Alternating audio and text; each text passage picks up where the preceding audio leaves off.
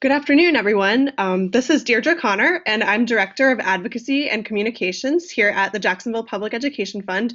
And we are so glad that you're joining us for our third and final webinar on new research around school choice options here in Duval County.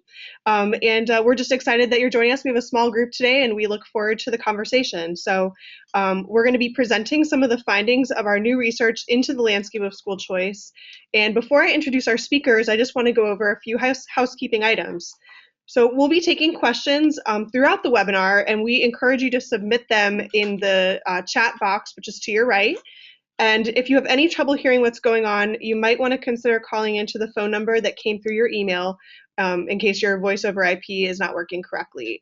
And you can also chat us at any time, and we can try to help you with any technical difficulties that you may have. And finally, don't forget to download a copy of the report. It's available at jaxpef.org, and it's linked there on the homepage. We'll be referencing it throughout the webinar, so hopefully you can follow along. And finally, this webinar will last just under an hour, so if you have any questions, like I said, don't forget to submit them, and we're hoping to make this as much a conversation as just a presentation of facts. So I just want to begin by telling you a little bit about who the Public Education Fund is and who we are. We've been around for about 5 years, and the mission of the Public Education Fund is to support high-quality public education for all children in Duval County.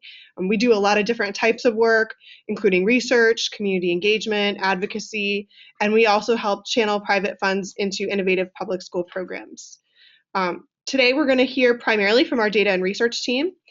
We have Dr. Jason Rose. He's Director of Data and Research. Hi, Jason. Hello. And we have Kelly Scott, our research analyst. Hi, Kelly. Hi, how are you? Good. So the research that we released last week, Monday, is our 7th policy brief, and it focuses on school choice here in Duval County, as well as some statewide trends. This is an issue that our constituents have asked us to tackle for quite a while, so we're really excited to publish it following several months of study. The report was released on Monday the 17th, and you can find some stories about it in the Florida Times Union and several broadcast outlets. Over the last 5 years, parents and caregivers in Duval County have faced a large and expanding array of options for their children. In this report, we looked at the impact of school choice on students and on the school system, and we also studied how parents make their decisions about what school is best for their children. If you think of public education, it's a lot like an orchestra, and it takes everyone working together to create the best music. So we finished the report by making some recommendations for many of the various players, which Jason will share with us later this afternoon. But first, I'm going to hand it over to Kelly Scott. She's going to tell us a little bit more about the key findings. I'm going to send out a poll in just a minute. We'd like to know from you how well informed you feel about this issue. So Kelly, thanks for joining us. It's great to be here. So we wanted to start off just by talking about what is school choice, and it's definitely a buzzword and a hot topic in the education field. But basically what you see on this slide in the circles above are some school choice options, which we'll talk more about. But when we refer to school choice, it's a broad term, which is commonly used, but it's used to refer to a variety of public school enrollment choices and options designed for parents and families to be able to give their students the opportunity to go outside of their traditional neighborhood schools, what we say their zone to attend. And we say that those are the schools in their neighborhoods that is, if they were assigned, that's the one that they're assigned to go to, their default school, but this allows them through the school choice options to have a broader selection of schools to choose from as well. So when we refer to that, that's what we're talking about, that traditional neighborhood schools are the ones they're zoned to attend. So what we heard quite broadly is that the system and the school choice options are very complex, and there's a lot of them.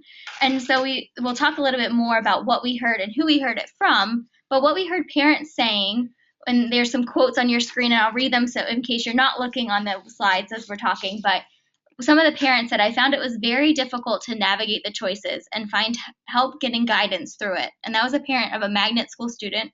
We also heard we're satisfied with the schools, but the biggest problem they had with magnets was the lack of transportation. So a wide variety of comments we heard from parents, and just this understanding that it's kind of difficult to navigate the many options that are available here in Duval County. And Kelly, we just took a little quick poll, and the folks who are with us today, about half and half split between saying that they agree that they feel well informed and many who say they don't know, they're not sure. So. Well, those that are not sure are not alone. That's one thing that we heard. So this complexity of the system and the choices available. And so this slide that you're seeing now is part of our school choice reference guide. And this is what we designed to help you understand the choices that are available here in Duval County. So you see 8 different categories, and those different categories have different choices within them. So you see your neighborhood public schools, like we talked about, those are the traditional schools zoned to attend. Your magnet schools, magnet programs. You have other choice options throughout the district: charter schools, homeschools, virtual schools, and private schools. So those are the ones there. You have some icons that give you an idea of which ones are public school options in Duval County, and some of the extra things you might consider, whether transportation is provided, how to apply, and things like that. So this is a resource we provided, an attachment to the policy brief and online as well, for parents and caregivers and community members to get an idea about the options that are available here in Duval County. And Kelly, where can people download that reference guide that you mentioned? That's on the website. It's www.jaxpef.org, like we mentioned earlier, but /school choice will bring you directly to this page. So you can download the brief and this attachment as well, the school choice reference guide. Great. So as we mentioned before, the research process involved a lot of different data and stakeholders involved. So we had more than 200,000 student data records from Duval County that we received, and that helped us look into the records for traditional, magnet, and charter school students and look over the enrollment trends over the last 5 years. So that was 200,000 records we looked into. But in addition to that, we wanted to hear the voice of parents and guardians. So we surveyed over 1,000 parents and heard about what decisions they made and what motivated them to choose the schools that they selected for their children. From there, we dug a little deeper and did focus group sessions and phone interviews with 45 parents to discuss their decisions and to hear their stories. And then from there, we featured 6 parents in the brief and highlighted them in more detail about how they navigated this complex choice system we have here. So the next thing we'll talk about is some of the findings we looked into and highlighted in the brief. The first one you're seeing has to do with the enrollment trends over the last 5 years that we looked into. And one of the things that we saw most significantly was the number of charter enrollment, the number of students in charter schools increasing at a rapid speed. So the visual that you see compares the state average and then Duval County as far as the percentage of students enrolled in charter schools. So it was 69% growth across the state, where it was 344% growth in Duval County. So definitely growing quickly for the number of students involved.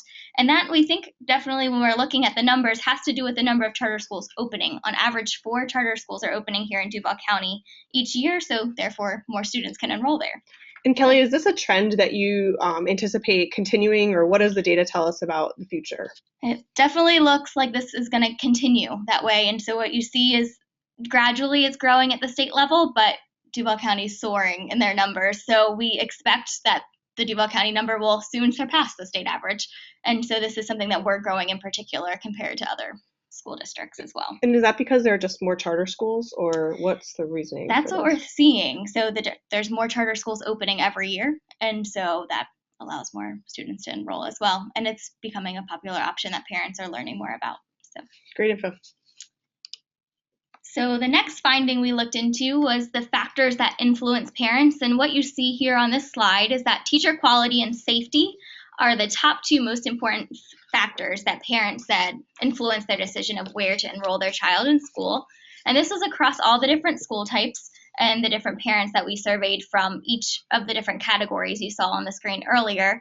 And then on the right, you see a visual which talks about the top 10. So quality of teachers and staff is definitely number 1 in safety, not trailing far behind, but other ones include the peer groups, specialized academic programs, technology, word of mouth, reputation. All those things were important to parents, and we saw them coming up quite often across the survey responses. And that's from across 1,000 parents that we heard from. And so teacher quality and safety seemed to surface to the top. And so different school groups had different priorities, and safety for homeschool parents especially was something that was important to them. And individualized instruction was also something we heard for charter school parents and homeschool and virtual. That came up a lot. And you can see that in the brief. that we have that broken down by the different school types. So if you're interested in private schools in particular or public schools and the different types, that you can look into see what was most important to those parents. But teacher quality and safety came up a lot. And you can also go online and actually see some direct quotes from parents who participated in the survey. Tell us about that. Absolutely. So the www.jacksfep.org/school choice will say it a lot. But if you scroll down to the bottom, there is a section that allows you to go through each of the survey questions. And within that, some of the first tabs that you can look into actually let you hover over parent icons and see the actual quotes that parents said from each of the different school types. So you get a really neat perspective about what all they're saying and why they chose the particular school. Great info. So lots of quotes on there. So definitely a lot of extra reading in addition to the brief if you wanted to take a look.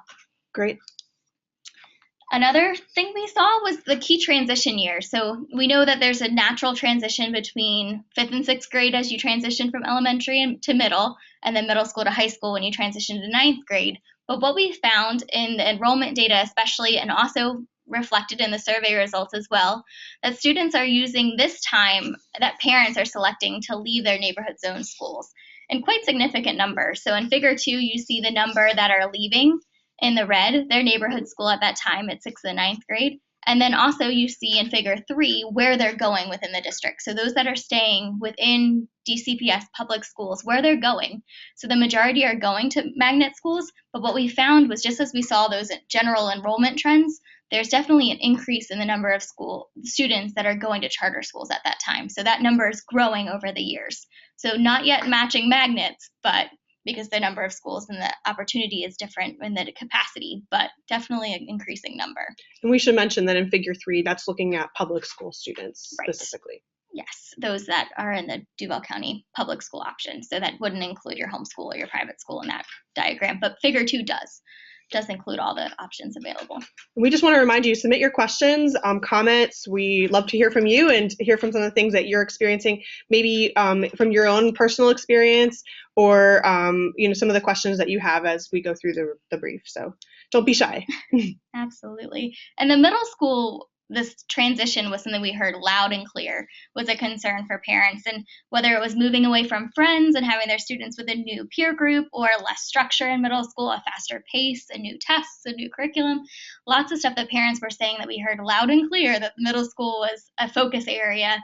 And this is why we chose to really focus in on that for the brief and a lot of our analysis.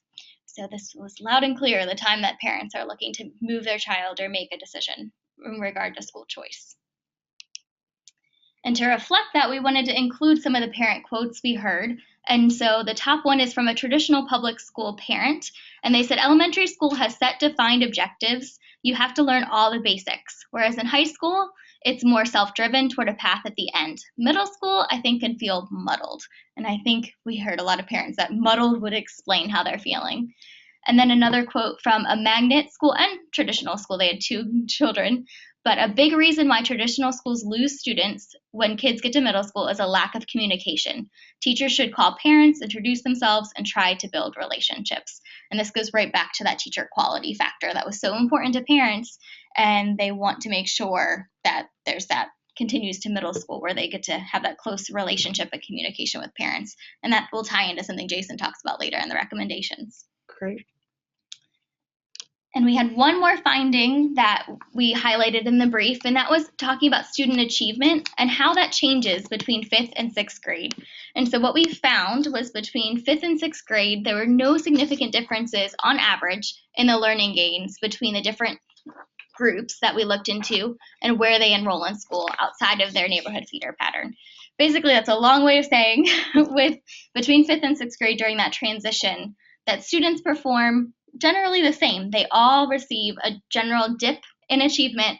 And then we also looked into behavior, which was a concern of parents. And there's a skyrocketing of behavior violations between 5th and 6th grade. But that's across all school types, whether students stay in their neighborhood school, whether they move to a different school within DCPS, and then whether they're already outside of their neighborhood school and stay out. So that's on the legend that you see on the side that describes each of those different groups that we looked into. And one important thing to mention for this is we are limited in a way because we couldn't include private schools and homeschools in this because we compared FCAT scores.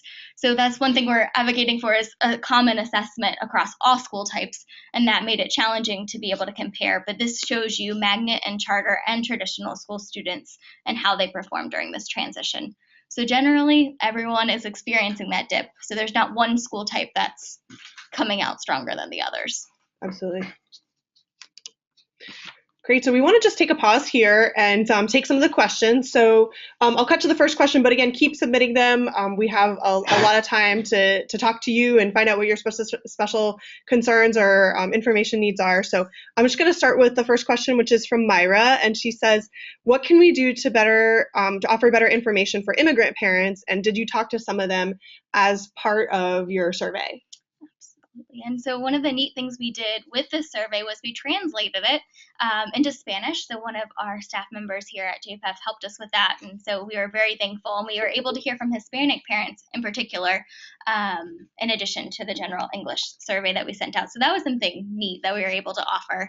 But we did hear from a variety of parents across all racial backgrounds. And so that's something you can see a little bit more on those tabs in that survey results we set online. You can see the demographic breakdown if we were able to talk to, but it's also important to make sure this information gets out to parents. So that's something we're looking into, how to do more parent resource guides and things like that in the future to really make sure all parents, regardless of their backgrounds, are aware of the options that are in place.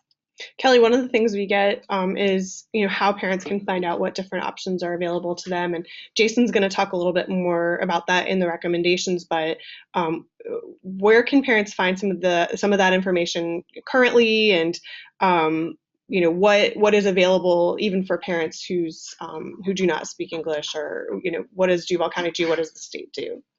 Right, so we compiled a list of resources that we have available on the school choice website, and then also in that school choice reference guide we were looking at a glance of earlier. And so that compiles some links. And then some of the neat things, I know the DCPS has the opportunity to translate the website, so that could accommodate for parents that need different language backgrounds as well.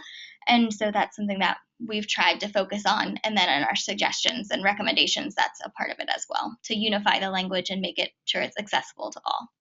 Great. Okay, we're good with questions for the moment. So I'm gonna pass it off from Kelly. Thank you, Kelly, to Jason. Jason's going to tell us a little bit more about some of the recommendations that were a part of the policy brief. And again, just submit your questions and we can interject as needed. But we wanted to get into talking about, okay, now that we know what the situation is, what are some of the things that can be done on the part of many of these different players to improve the system for kids and families? So Jason, take it away. Great. Thanks, Deirdre, and thanks, Kelly. As Deirdre mentioned, as we looked at the problem and we looked at the findings and what we were hearing from parents, we realized this was a really large and sprawling issue that's takes more than one player to really address the issues that we were hearing from parents. And so we really broke our recommendations into three groups, and the first one is for districts and systems, and we say that means that some of this may be a district recommendation, some of this may be a statewide recommendation for the Department of Ed or an independent organization that exists outside of one system to really bring together some of the resources that some of these recommendations require. So we'll talk through that with each of these.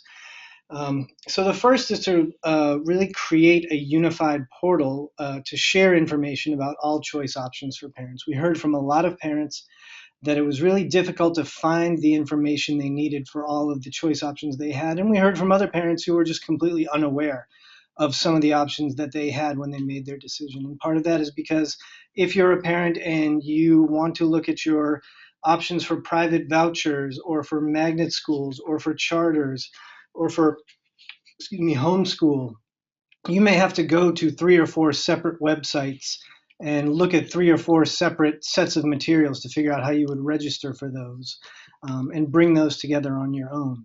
And there really needs to be a place where a parent can go and look at all of their options side by side, is something we heard clearly. And touching back to the last question, what Kelly mentioned, that's not just a portal from the technical standpoint, but this is also about creating a unified language for some of these options as well.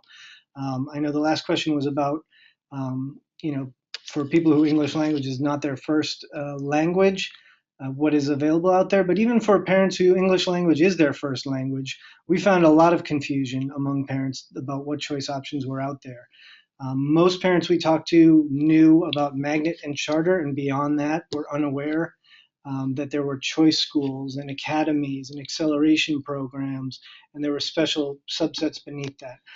So in Duval County, for example, if you go to their site now, you can, duvalchoice.com, you can find all of the academies they offer. You would have to know from the title of the academy sort of what the focus is or what you're looking for. And when we talk about a unified portal, we're really talking about a place where parents can go answer a few questions about what they're looking for. Where do you live? Do you require transportation?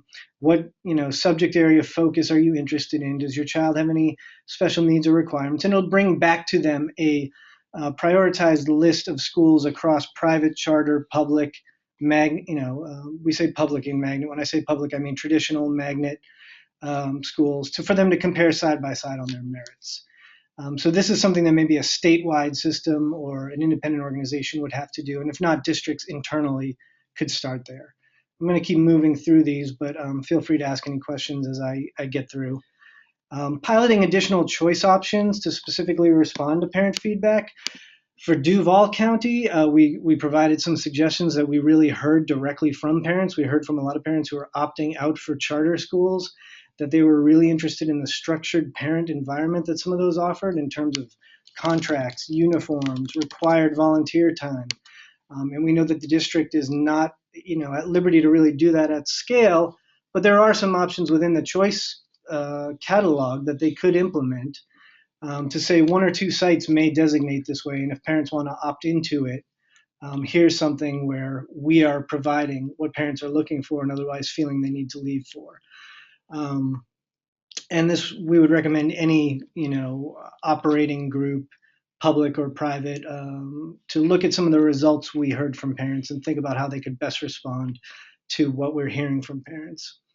Better addressing parent concerns at key transition years to middle or high school. This is really particularly for districts, but I think could apply to any system depending on what levels you cover.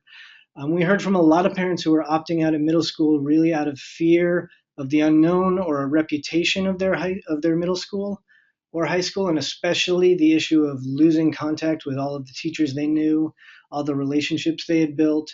And this is really a recommendation for schools in feeder patterns to start working more to build cross-grade level teams across, say, 5th and 6th grade at schools that feed into each other, and let the 6th grade teachers start getting to know the 5th grade students and their families before they come up, and the 5th grade teachers have a little follow-up on how they're doing, and working with the 6th grade teachers to share any knowledge they have about what those students need. We know that that's happening in some districts. We've heard about we heard from some parents in Clay County who are outside of the survey, because the survey was particularly for Duval parents, but we heard from parents who really liked that model there, and it really lessened that fear of the unknown in sort of thinking about their options at middle school. And the last one is really based on a suggestion that came up in Duval County last year, where the district was really looking at going to open enrollment all across all grade levels. And one of the concerns we had and a lot of community members had was that they just couldn't provide transportation, and that would, in effect, disadvantage some parents who couldn't provide their transportation and couldn't take advantage of that system. What we heard loud and clear from families was that the vast majority of them were happy with their elementary schools, and that the transition that they're looking for is at middle and high school. And so we're really recommending the district look into what it would cost to just put a blanket open enrollment system at middle and high school and provide transportation. Technically now the district has near open enrollment at those levels if you understand what all of your academy and acceleration and other choice options are beyond magnet schools. Most people don't know that. So part of this is about just putting it all in a common language people can understand. And part of this is about saying, well, this is much less of an investment in scaling up your transportation. Let's look into what it would cost and see if it's reasonable. I think we're going to move on to the next section now. We just have a couple questions. Okay, so yeah, sure. we have a question from Amani, which is, aside from this policy brief, what are some other resources that parents can access either at their school, at the district, at state level, to help guide them through the school choice process? Right. So touching back to our first recommendation, I mean, ideally this would all be in one place, but there are a number of different resources that you can use to compare your options and look at different systems. We've tried to compile many of them at jaxpef.org/school choice, where you can find links to the state's private school voucher program application, to the district's duvalchoice.com, which if you live in Duval County is really probably the best place for you to start. Links to other information on the state website or independent organizations, Step Up for Students. All of those are available at jaxpef.org/school choice. And if you see anything there that's missing that you're aware of, please let us know and we'll add it. We've also added some tools there that we found from other counties that we think are really useful in helping a parent understand how to evaluate between schools, what to ask, when they go to tour or talk to a principal. But that I would recommend you starting there. We tried to do that for people, but again, it is a process of right now having to look at multiple different sites for that information. And another thing to look at too is if you're not aware of what school is your traditional neighborhood school here in Duval County, a website to look into, which is schoolfactsjax.org, and that just helps you see what you can plug in your address and see what your zone school is. So that's a good starting point as well. So if you're not aware of that, it's often hard to know the other choices as well. So, and that gives you all the performance and information and contact information for all the schools here that are the traditional schools, the charter schools, the magnet schools here in Duval County. Great information. And we got one other question, which is what's been the response from the district about this brief, and what's sort of happening at this point with some of these things? We've had a chance to discuss some of these recommendations with our district. Specifically, we'd be happy to talk to other districts as well in terms of any of the general observation or things we heard back from parents. I think the district initially so far has been very receptive to the ideas and is also in the middle of their own process in terms of really focusing on middle school reform and trying to think about the ways that they could best integrate some of these ideas. I think we've heard some clear agreement with them that the language and the portal and the way that people find out information can be improved, and I think we'll continue to offer our services and any help or feedback we can as they want to move through those efforts. But they've been receptive so far, and now it's a process of really sorting through what they could do, when they could do it, how it integrates with other plans that they're already working on for middle school reform. Great. So as I said initially, we address these at different audiences, and they sort of go down from largest to smallest. So the next group we really talked to were individual schools. And this, when we say that, is really across any system. These could apply to a private school, a charter school, a public traditional school, a magnet school.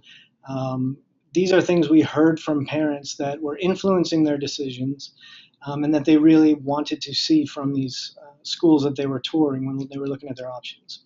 And they're pretty basic. Some schools may already be doing this. One is just to have a very clean, effective website that really makes clear on the front page, what is your school all about? What are some unique advantages it offers? How do I get in touch with somebody about setting up a tour? That, sort of goes into the second recommendation here of having a clean and easy system for prospective parents to tour a school, particularly with some of the traditional public schools in our district. We heard from a lot of parents who said that they tried to set up a tour, weren't really sure who to call, called the main number, weren't sure who to ask for. Some got back to them quickly, some did not.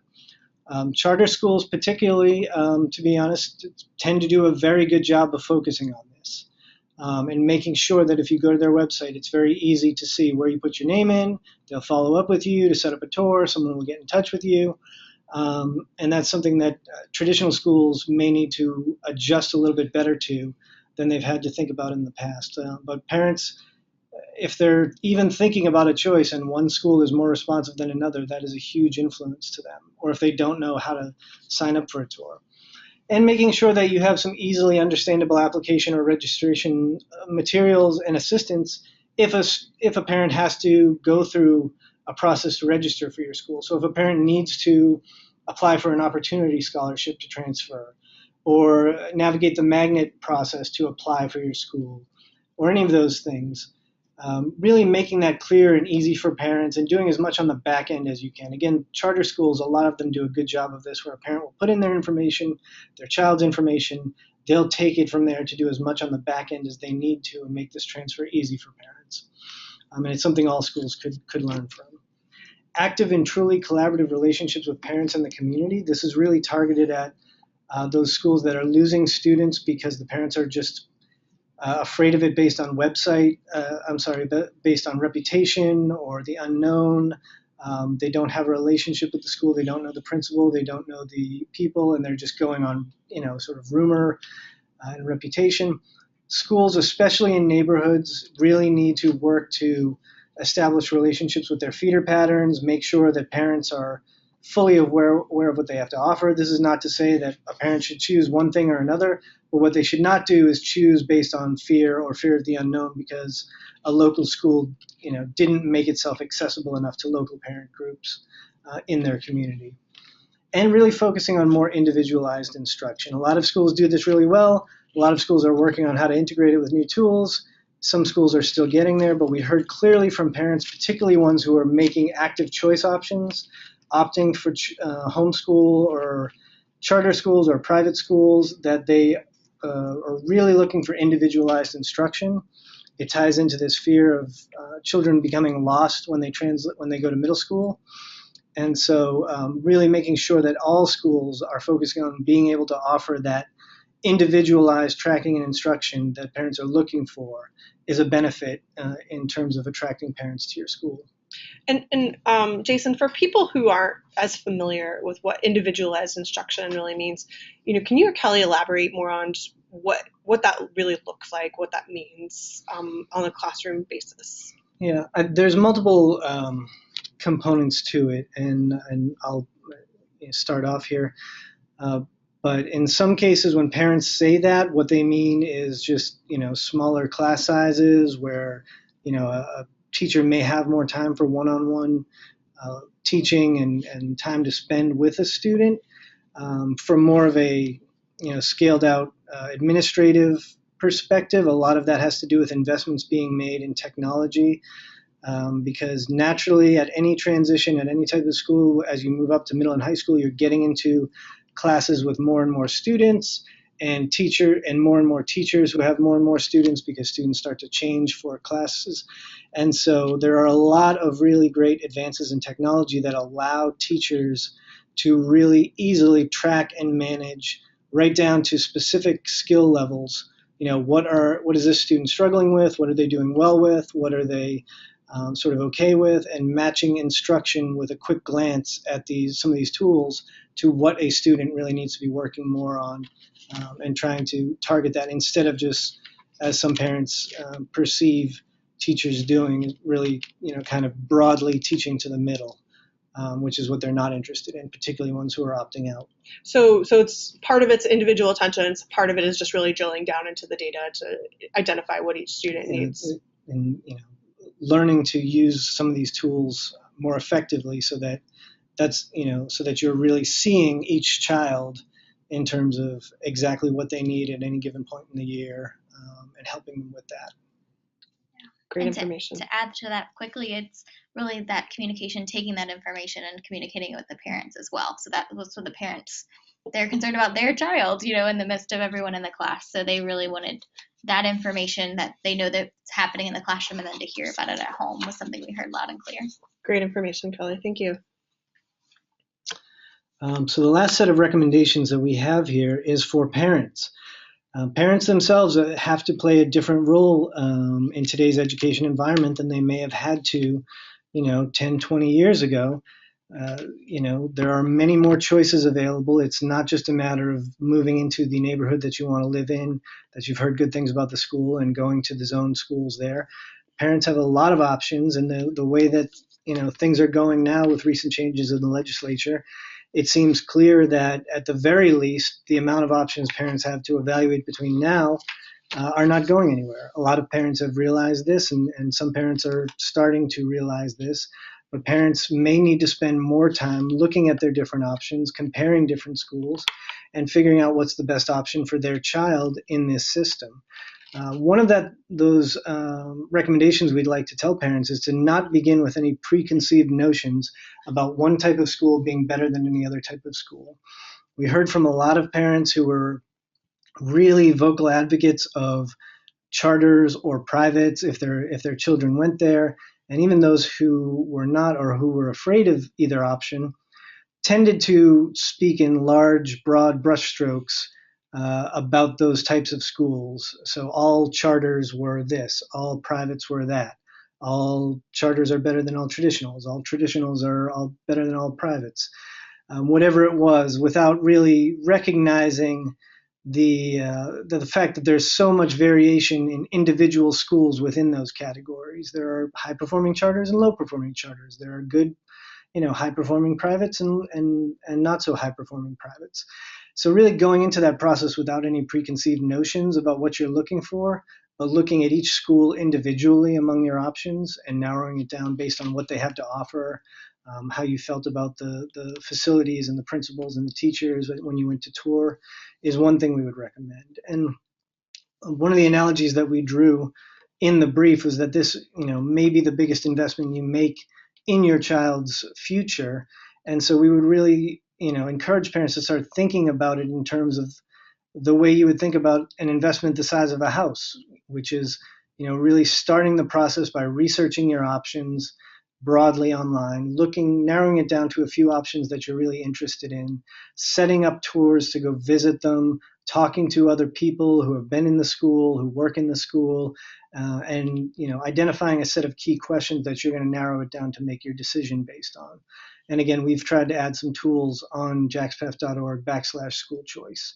And as Kelly mentioned earlier, one of the places that we are trying to offer information that parents in Duval County can start that search is at schoolfactsjax.org. You can find information about any traditional neighborhood, magnet, or charter school in Duval County on that site that you can compare side by side. In the future, we hope to take some of our own recommendations that we've heard from parents and expand that out as much as possible to include other options. But that would be, a place to start for parents in Duval County at least. Okay, so lots of info available on School Facts Jax, and just want to remind everybody we are going to do a few more questions before we close out today. So now is the time, but before we get there, I just wanted to talk about how you can get involved.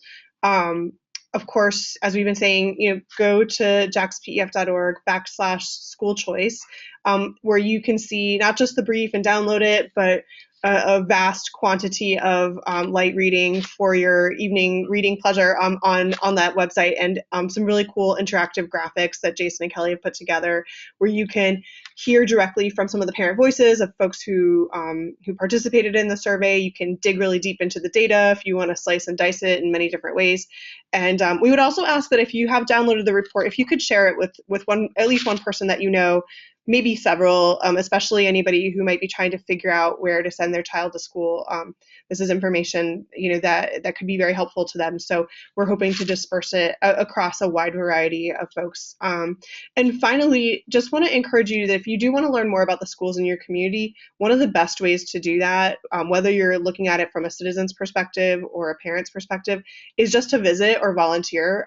One of the resources that we offer here at the Public Education Fund is a partnership with the local school district called Discover Duval Schools, and we take citizens on free monthly tours of a variety of different schools throughout the district. So if you want to learn more about that, you can go to jaxpef.org/Discover Duval Schools, and we'd love to see you on one of our upcoming tours. So I don't see any more questions for the team, but I just want to give both Jason and Kelly a chance to any final thoughts or information that you'd like to tell people out there. No, I think we'd really just encourage people to download the brief, check it out for yourself. We are available. You can contact us through the website where you can find our email addresses or contact information. If you have any questions about any of these options or any ideas of things that we can add to make the school choice process easier for parents to navigate and understand. Moving forward into the spring, we're looking to take some of these ideas and figure out how we can improve our own tools at schoolfactsjax.org. And we're certainly open to any suggestions on that. Or if you'd be interested in participating in a focus group to see some of our, advanced previews of those ideas and give feedback on what you think would be most useful as a parent or community member, we'd love to have you get involved with that as well. Really just want to say thank you. As looking at all the parents that responded, we knew it was not a single person making that effort. And so we thank all the groups that helped us compile that and helped us disperse that information. And so really thankful to the PTA, to the different school directors from the different school choice options. And so we're really thankful for everyone that's been a part of this process and this journey. Absolutely. And we're thankful to all of you who joined us today. So we wish you a wonderful Thanksgiving holiday. And we're going to be putting the recording of this webinar online. We'll let you know when it's up so you can share it with other people that you know. Again, have a wonderful day, and thank you for joining us.